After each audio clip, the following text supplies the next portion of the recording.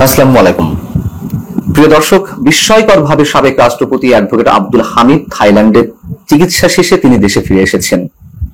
বিস্ময়কর কেন বলছি, নিশ্চয়ই কারণ আছে এবং তারই ফিরে আসার মধ্য দিয়ে অনেক ধরনের প্রশ্ন, সরকারের নানান ধরনের নাটকীয়তা আমাদের সামনে যেমন স্পষ্ট হবে, অনেক প্রশ্নের উত্তরও হয়তো আমরা খুব শীঘ্রই পেতে পারি। সে বিষয়ে অবশ্যই কথা বলবো। তার আগে আপনাদের একটু তার ফিরে আসা সম্পর্কে জানিয়ে রাখি। অনেকেই হয়তো এর মধ্যে জেনেছেন, তারপরেও বলি, তিনি রোববার দিবাগত গভীর রাতে বাংলাদেশে এসে পৌঁছান একটি ফ্লাইটে এবং রাত ৩টার সময় সব ধরনের ফর্মালিটিস মেনটেন করে তিনি বিমানবন্দর এলাকা থেকে বেরিয়ে আসেন। তিনি কোন ধরনের প্রোটোকল চাননি। একজন সাবেক রাষ্ট্রপতি হিসেবে একজন সাধারণ যাত্রী দেশে যা যা করা দরকার তিনি তার সবকিছুই কমপ্লিট করেছেন। বিমানবন্দরের নির্বাহী পরিচালক গ্রুপ ক্যাপ্টেন রাগিব সামাদ তিনি গণমাধ্যমকে বিষয়গুলো নিশ্চিত করেছেন এবং তিনি যখন দেশে ফিরে আসেন তার পরনে যে লুঙ্গি ছিল, পাঞ্জাবি ছিল, মাস্ক ছিল, যেভাবে ঠিক গিয়েছিলেন সেভাবেই ফিরে এসেছেন অনেকটা।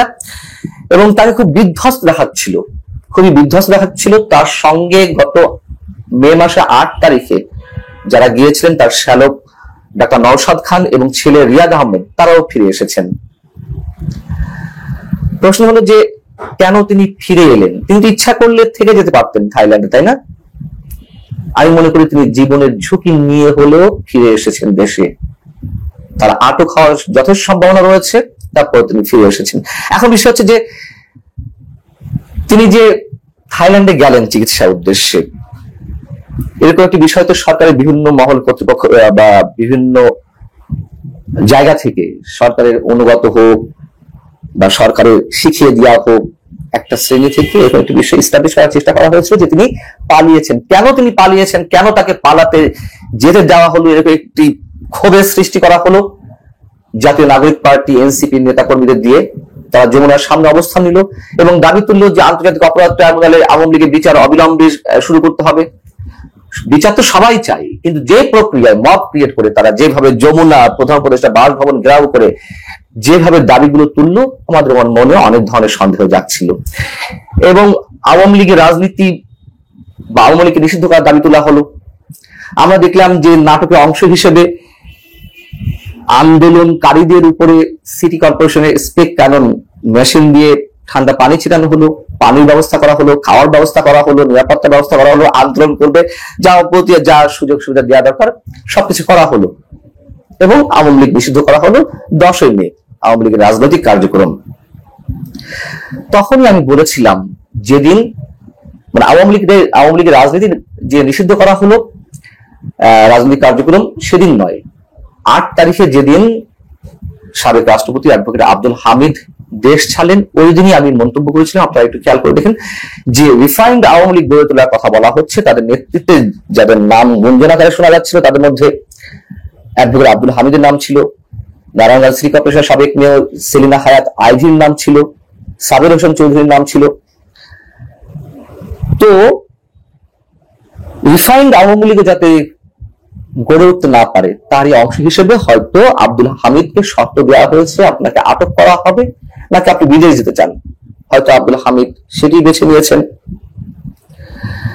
এবং ওই রাতে আমরা দেখলাম 8 মে দিবাগত রাতে সেলিনা হায়াত আইভির বাড়ি ঘিরে ধরলো শত শত পুলিশ। আবার সেলিনা হায়াত আইভির যারা কর্মী সমর্থক ছিলেন, হাজার হাজার সাধারণ মানুষ তার কর্মী সমর্থক সহ, তারা প্রতিরোধ গড়ে তুললো যে তাকে আটক করতে দেয়া হবে না এবং তাদের প্রতিরোধের মুখে একটা পর্যায়ে সকালে তাকে আটক করতে সফল হয় পুলিশ। এই সবই একটার সাথে আরেকটা সম্পৃক্ত ছিল। এখন অ্যাডভোকেট আব্দুল হামিদ যে ফিরে এলেন, প্রশ্ন তুলতে পারেন তাহলে কেন তিনি ফিরে এলেন? সবকিছু নাটকের অংশ। আব্দুল হামিদ নাটক করছেন তা না, হয়তো তাকে শর্ত দেওয়া হয়েছিল, তিনি ঠিকই গেছেন, তার চিকিৎসারও প্রয়োজন ছিল, তবে তিনি জীবনের ঝুঁকি নিয়ে, আটক হওয়ার একটা প্রচন্ড ঝুঁকি নিয়েও তিনি দেশে ফিরে এসেছেন। আচ্ছা, ধরে নিলাম যে এটি নাটক নয়, এটি নাটকের প্লট তৈরি করা হয়নি, রিফান্ড আওয়ামী লীগ গড়ে ওঠা না ওঠার বিষয় হিসেবে। তিনি যে বিমানবন্দর ছাড়লেন, ঢাকা আন্তর্জাতিক বিমানবন্দর, ঊর্ধ্বতন কর্তৃপক্ষের অনুমতি ছাড়া তো আর তিনি দেশ ত্যাগ করতে পারেন না, পারার কথাও নয়। কিন্তু আমরা দেখলাম যে নাটক করা হলো, এবং সেই নাটকের অংশ হিসেবে বলির পাঠা হলেন 4 পুলিশ কর্মকর্তা। কিশোরগঞ্জের এসপি, ঢাকা বা শাহজালাল আন্তর্জাতিক বিমানবন্দরের ইমিগ্রেশন পুলিশের অতিরিক্ত পুলিশ সুপার পদমর্যাদার একজন কর্মকর্তা, একজন উপ সহকারী পুলিশ কর্মকর্তা, একজন উপ পুলিশ কর্মকর্তা, 4 পুলিশ কর্মকর্তাকে বরখাস্ত করা হলো। ওদের পিন্ডি বুদুর ঘাড়ে চাপিয়ে দেওয়া হলো, সরকার যেন কিছুই জানে না।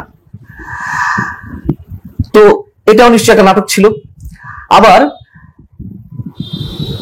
তিনি,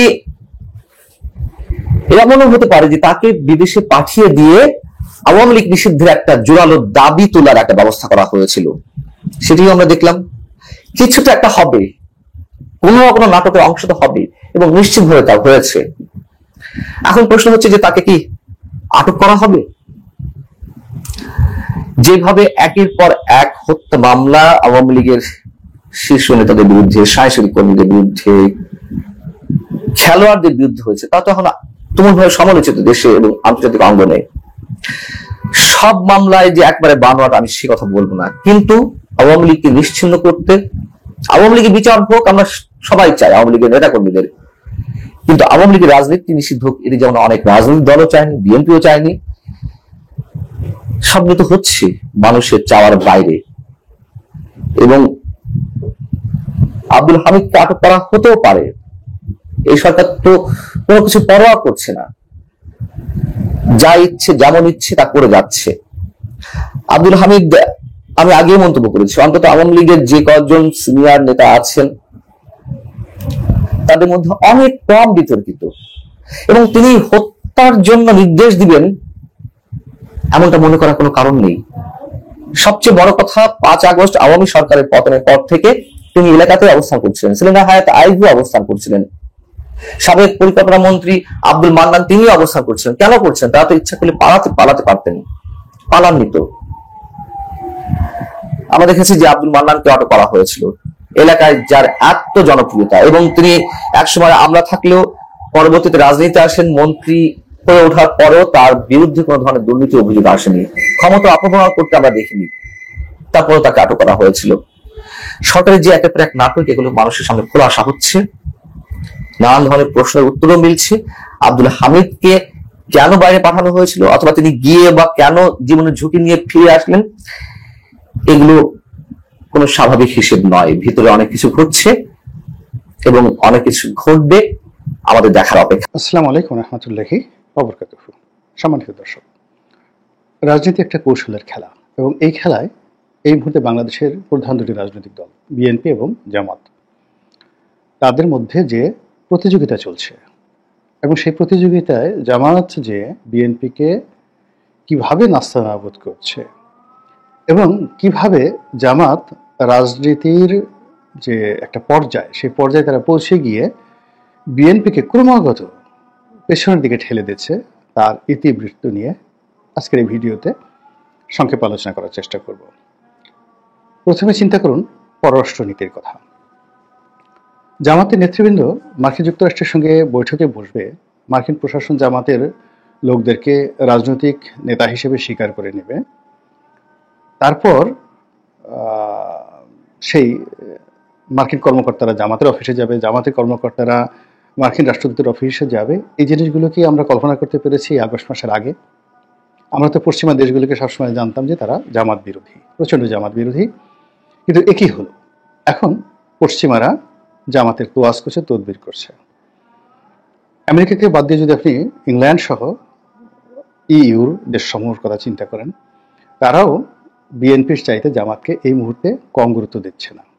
যেহেতু আমি বিএনপির সাবেক একজন মনোনয়ন প্রাপ্ত কর্মী, তো কাজে এই কথাগুলো বলতে আমার খুব কষ্ট হচ্ছে, কিন্তু বাস্তবতা হলো যে ইউরোপীয় ইউনিয়নের যারা নেতৃবৃন্দ রয়েছেন, কিংবা ইংল্যান্ডের যে সকল কর্তারা রয়েছেন এখানে, তারা অতি সহজে জামাতের সঙ্গে যেভাবে মিশে যাচ্ছেন, বা যেভাবে জামাত এবং এই সকল দেশের রাষ্ট্রদূতদের যে বৈঠক হয়েছে, এটি অভাবনীয়, যেটি আমরা কল্পনা করতে পারিনি। আচ্ছা, এরপর আপনি চীনের সাথে চিন্তা করেন। জামাতের নেতারা ঢালাওভাবে ঘন ঘন চীন যাচ্ছেন। আবার চীনের যারা বাংলাদেশে কর্তা ব্যক্তি আছেন, বিশেষ করে যে সকল পলিটিক্যাল লোকজন আছেন, তারা জামাতের নেতাদের সঙ্গে দেখা করছেন, তাদের অফিসে যাচ্ছেন, ইনক্লুডিং রাষ্ট্রদূত। এবং তার চেয়ে বড় ব্যাপার হলো চীনের অনেক গোয়েন্দা কর্মকর্তা, সামরিক বাহিনীর কর্মকর্তা, তারা ফ্রিকুয়েন্টলি বাংলাদেশ ভিজিট করছেন এই মুহূর্তে। এবং তারা সরকারের কৌশলগত যে সকল কর্তা রয়েছেন তাদের সঙ্গে বৈঠক করছেন, বিএনপির সঙ্গে হয়তো বৈঠক করছেন, তার সঙ্গে সঙ্গে জামাতের সঙ্গে বৈঠক করছেন। সবচেয়ে অ্যালার্মিং যে বিষয়টি সেটা হলো ইন্ডিয়া। ইন্ডিয়া জামাতকে তাদের সেকেন্ড অপশনে রেখেছে, মানে আওয়ামী লীগের পরে জামাতকে তারা সেকেন্ড অপশনে রেখেছে। শুনতে খুব খারাপ এবং এটাই নির্মম বাস্তবতা। তো এই গেল জামাতের আন্তর্জাতিক অঙ্গনে বিএনপির সঙ্গে জামাতের যে প্রতিযোগিতা, সেই প্রতিযোগিতায় জামাতের হালচাল। এবার আসেন বর্তমান ক্ষমতার কেন্দ্র। আচ্ছা, আপনারা বলেন তো, ডক্টর মোহাম্মদ ইউনূস এবং তার উপদেষ্টাদের সঙ্গে কাদের সম্পর্ক ভালো, জামাতের না বিএনপির? তো এই জামাত যে কাজটি করেছেন তার জন্য কি তাদের কোনো শ্রম ছিল না, কূটকৌশল ছিল না, কূটনীতি ছিল না, চেষ্টা তদবির ছিল না, তাবিজ কবাজ ছিল না? সব ছিল। যে কাজটি বিএনপি করতে পারেনি। ফলে কি হলো, জামাতের সঙ্গে সরকারের যে সম্পর্ক সেটার কন্টেম্পোরারি আরেকটি কাউন্টার সম্পর্ক হতে পারতো, কিন্তু সেই সম্পর্কটা না হয়ে উল্টো এখন জামাতের কূটকৌশলে সরকার এমন সব সিদ্ধান্ত নিচ্ছে, এমন সব কাজকর্ম করছে, বিএনপির সঙ্গে সরকারের শত্রুতা তৈরি হয়ে গেছে। এই গেল এক। 2 নম্বর হলো যে জামাত সেই 2009 সন থেকে অনেকগুলো পলিটিক্যাল ক্ষুদ্র ক্ষুদ্র পলিটিক্যাল ফোর্স রয়েছে, রাজপথের ফোর্স রয়েছে, যারা মূলত জামাতের পেইড এজেন্ট।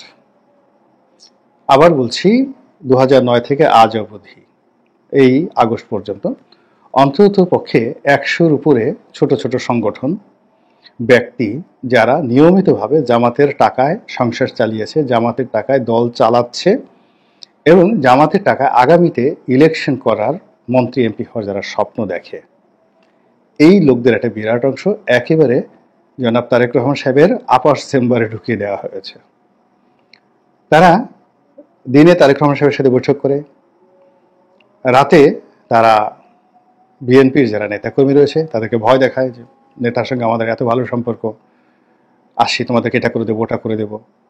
আর ভোর রাত্রে গিয়ে জামাতের কর্তা ব্যক্তি যারা রয়েছে তাদেরকে কদম বসি করে সারাদিন তারা কি করেছে ওটার হিসাব দিয়ে তারপর তাদের যে তোহফা, সেই তোহফার জন্য তারা হাত পেতে থাকে জামাতের দিকে।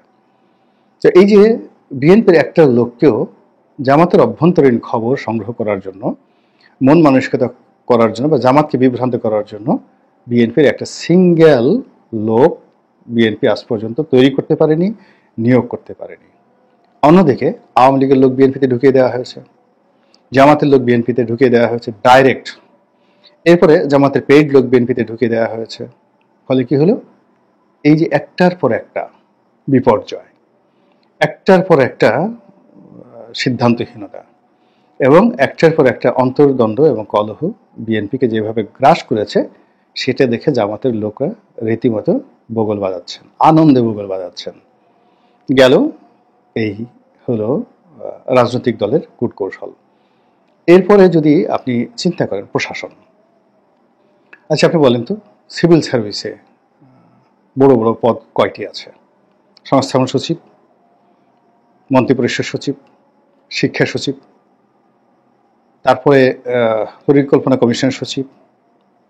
এরকম যদি আপনি 10-12টা খুব সেন্সিটিভ সচিবের পদ ধরেন, তারা কি বিএনপির লোক? তারা কোন দলকে ভালোবাসে, কাকে বেশি পছন্দ করে, সে অনুযায়ী আপনি সিদ্ধান্ত নেন যে আওয়ামী লীগ কি করে গেছে, বিএনপি কি করছে, আর জামাত কি করতে চাচ্ছে। এই গেল একটা। বাংলাদেশের মানুষদেরকে উদ্বুদ্ধ করার জন্য ধর্ম মন্ত্রণালয় খুব গুরুত্বপূর্ণ একটা মন্ত্রণালয়। আপনি চিন্তা করেন, শুধুমাত্র ইসলামিক ফাউন্ডেশনের অধীনে 30,000 কর্মকর্তা কর্মচারী রয়েছে। বিএনপি জামাতের যে জোট সরকার ছিল বিগত দিনে 2001 থেকে 2006, এই সময়টিতে জামাত শুধুমাত্র এই ইসলামিক ফাউন্ডেশনকে দিয়ে সারা বাংলাদেশে তাদের মতাদর্শের লোক যেভাবে প্রতিটি মসজিদে, মাদ্রাসায় তারা রিক্রুট করেছে, যেটি বিএনপি এখন পর্যন্ত টের পাচ্ছে না যে ইসলামিক ফাউন্ডেশনের মতো একটা প্রতিষ্ঠানকে জামাত তাদের নিজের মতো করে কিভাবে তাদের রাজনৈতিক এজেন্ডা বাস্তবায়নের জন্য তারা তৈরি করে ফেলেছে। তো সেই ইসলামিক ফাউন্ডেশনকে জামাত মুক্ত করার জন্য 2009 থেকে 2025 পর্যন্ত সর্বোচ্চ চেষ্টা করেছে আওয়ামী লীগ সরকার, এবং তাদের একজন ডিজি ছিলেন শামীম মোহাম্মদ আফজাল। মানে রীতিমতো জামাতের জন্য চেঙ্গিস খান বা হালাকু খানের রূপ নিয়ে তিনি ফিরে এসেছিলেন। তিনি জামাতের সব কিছু তছনছ করে দিয়েছেন ইসলামী ব্যাংক হাসপাতাল, তারপর ইসলামী ব্যাংক থেকে শুরু করার সব কিছু, মানে জামাতের উপর যে ফাইন্যান্সিয়াল গজব নাজিল হয়েছে আওয়ামী লীগের পক্ষ থেকে পুরোটাই শামীম মোহাম্মদ আফজাল সাহেব করেছেন। কিন্তু এত কিছু করার পরও মসজিদের খুতবা তিনি বন্ধ করতে পারেননি। মসজিদে মাদ্রাসাতে জামাতের যে প্রভাব সেটা আওয়ামী লীগ কিছুই করতে পারেননি। সেই জায়গা এখন পুরো শুধুমাত্র ইসলামিক ফাউন্ডেশন নয়, পুরো ধর্ম মন্ত্রণালয়ের মাধ্যমে বাংলাদেশের যে মুসলিম কমিউনিটি তাদের মধ্যে যে ইসলামাইজেশনের যে স্বপ্ন, এই স্বপ্নের রূপকার হিসেবে জামাত যে গুরুত্বপূর্ণ ভূমিকা পালন করছে, ওই জায়গাটুকু মানে বিএনপি যে চিন্তা করবে সেই চিন্তা করার মতো লোক বিএনপিতে একজন নেই, not a single one who can tell Islamic foundation কি হচ্ছে, হু ক্যান টেল ধর্ম মন্ত্রণালয় কি হচ্ছে, হু ক্যান টেল যে সৌদি আরবে কি হচ্ছে, দুবাইতে কি হচ্ছে, সংযুক্ত আরব আমিরাতে কি হচ্ছে, কাতারে কি হচ্ছে, এখানে কিভাবে কমিউনিটি রাজনীতি হচ্ছে। পুরো কমিউনিটি রাজনীতিতে এই ধর্ম মন্ত্রণালয়কে ব্যবহার করে জামাত যেভাবে এগিয়ে গেছে, ওর ধারের কাছে যাওয়া তো দূরের কথা, ওই জিনিস যে কিভাবে কি করলো ওটা এখন পর্যন্ত বিএনপি ধর্তব্যের মধ্যে ধরেনি। জামাত যে কাজটা করছে বিএনপিকে ঠেলে ঠেলে, মানে আছে না মাখনগুলো খাচ্ছে জামাত, আর ঘোলগুলো মাখন তুলে নেওয়ার পর যে ঘোলগুলো থাকে সেই ঘোলগুলো বিএনপির দিকে ঠেলে দিচ্ছে। আর সেই ঘোল খাওয়ার জন্য বিএনপির নেতাদের মধ্যে যে হুড়োহুড়ি মারামারি কাটাকাটি হয়েছে, যার ফলে 100 লোক মারা গিয়েছে শুধুমাত্র দলীয় অন্তর্দ্বন্দ্ব মানে ক্রন্দলে এবং কোলাহলে। জামাতের কয়জন লোক মারা গেছে। আচ্ছা, এই যে 100 লোক বিএনপির মারা গেল সারা বাংলাদেশে, পত্রিকায় এসেছে, কম বেশি হতে পারে, 10 জন বেশি হতে পারে, বা 100 জনের জায়গায় 110 জন বা 90 জন হতে পারে, কিন্তু ব্যাপার হলো যে যেগুলো পত্রপত্রিকায় আসছে এটা হলো অন্তর্দ্বন্দ্ব। সেটা কি নিয়ে হয়েছে? চাঁদাবাজি নিয়ে হয়েছে, দখল নিয়ে হয়েছে, লুটপাট নিয়ে হয়েছে, এবং এই জায়গাগুলো একটা টানাটানি করে প্রতিযোগিতা করে এরপর জামাত সেটি জায়গাগুলো ছেড়ে দিয়েছে তাদেরকে। ফলে কি হলো? বদনাম প্রায় সব কিছুই বিএনপির মাথার উপর এমনভাবে ভর করেছে।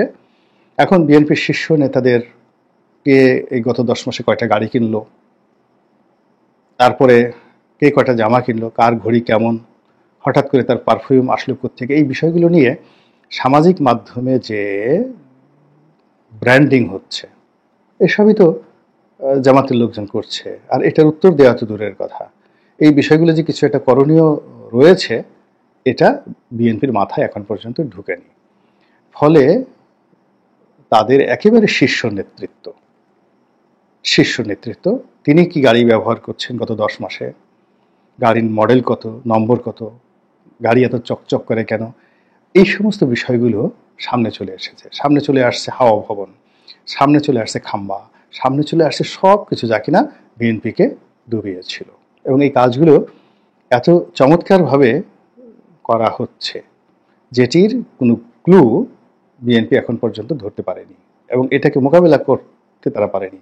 এখন ফলে কি হলো দেখেন, জামাতের সাথে তাদের যে শত্রুতা এটা তো আছেই, অন্যদিকে এখানে জামাত আওয়ামী লীগের মতো একটা বৃহৎ শক্তিকে নিউট্রাল করে ফেলেছে। আগামীতে যদি আওয়ামী লীগ বন্ধুত্ব করতে চায় তাহলে তারা বিএনপির পরিবর্তে জামাতের সঙ্গে করবে। এমনকি বিএনপির পরিবর্তে তারা ডক্টর মোহাম্মদ ইউনূসের সঙ্গে বন্ধুত্ব করবে। এর কারণ হলো টেকনাফ থেকে তেঁতুলিয়া পর্যন্ত এই যাবৎ যতগুলো আওয়ামী লীগের বিরুদ্ধে মামলা হয়েছে, যা কিছু হয়েছে, এখানে ঠেলে ঠেলে আওয়ামী লীগের বিরুদ্ধে বিএনপিকে দাঁড় করিয়ে দেওয়া হয়েছে। আওয়ামী লীগের লোকদের যত ক্ষয়ক্ষতি হয়েছে, যা কিছু হয়েছে, সেখানে ঠেলে ঠেলে বিএনপি লোকদেরকে দেওয়া হয়েছে। ফলে তৃণমূল থেকে শুরু করে একেবারে ঢাকার সব জায়গাতে স্বার্থের যে সংঘাত, সেই সংঘাতের জায়গাতে বিএনপি এবং আওয়ামী লীগ মুখোমুখি দাঁড়িয়ে গেছে। কৌশলগত কারণে আওয়ামী লীগ টু শব্দ করছে না, কিন্তু জামাত কৌশলগত কারণে প্রথমে বলছে আমরা আওয়ামী লীগকে ক্ষমা করে দিলাম, পরবর্তীতে কথা উইথড্র করেছে, কিন্তু এটা ছিল আওয়ামী লীগের জন্য একটা বিরাট বার্তা যে আমরা তোমাদের সাথে বন্ধুত্ব করতে চাই, সমঝোতা করতে চাই।